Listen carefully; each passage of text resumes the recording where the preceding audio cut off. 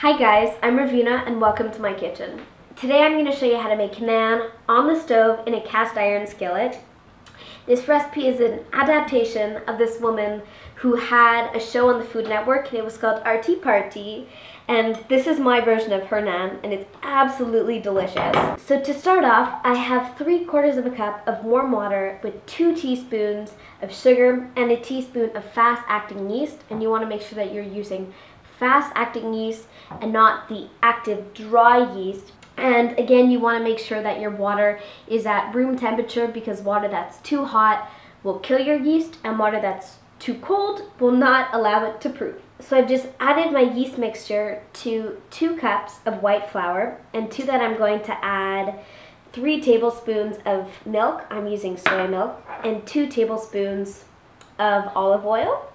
And then my last ingredients are a teaspoon each of nigella seeds, which are also called kalonji seeds, and they're absolutely wonderful. They have this like deep oniony flavor, and a teaspoon of black mustard seeds, which have this incredible warmth, and a teaspoon of coarse salt, which has lovely saltiness, and 1/8 of a teaspoon of baking powder, which will just, help give this a really nice lift or rise. And I'm mixing everything together with my hands just in this bowl. This is very rustic.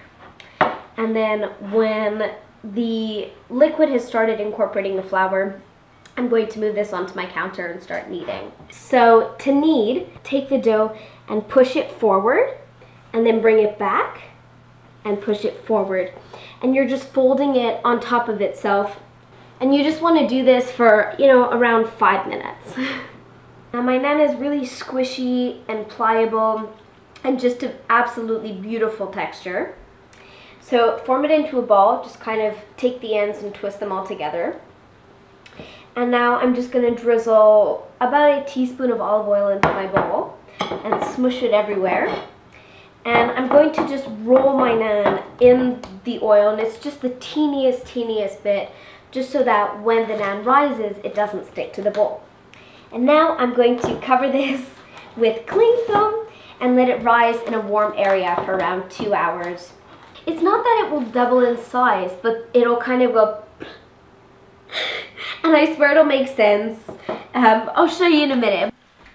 And we're back.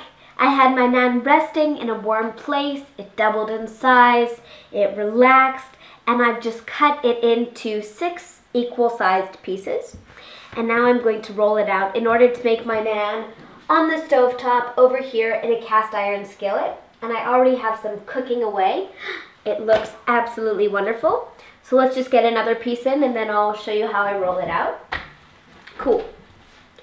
So I just have my piece of naan and I have a rolling pin right here. And you want to roll it until it's, a little less than 1/2 centimeter in thickness. You want it quite thin. And you absolutely do not want any oil whatsoever in your cast iron skillet. That is so important because the oil will smoke and burn and do bad things because your cast iron skillet is over medium heat and it's really hot, and that's what lets your naan get these beautiful kind of blackened brown spots, which mimics the flavor of cooking it in a tandoori oven. As soon as your naan starts to puff up, it's a good indication that it's nice and ready on the other side. So let's check this one. And it is. It's beautifully golden brown.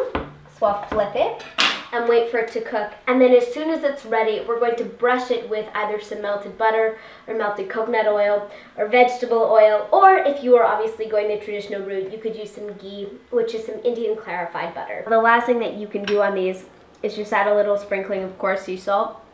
And I may have tested it once or twice before the camera started rolling.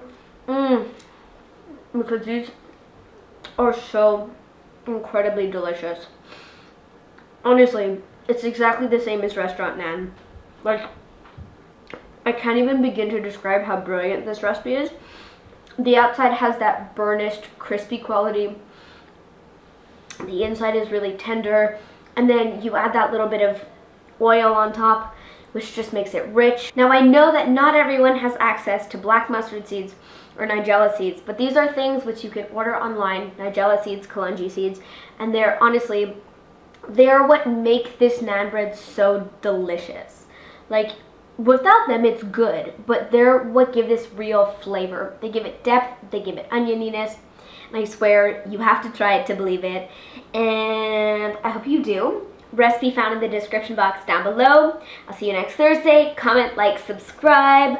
Unless you make this, it ain't none of your business. Oh! Ravina out! Ravina out! Go make some naan.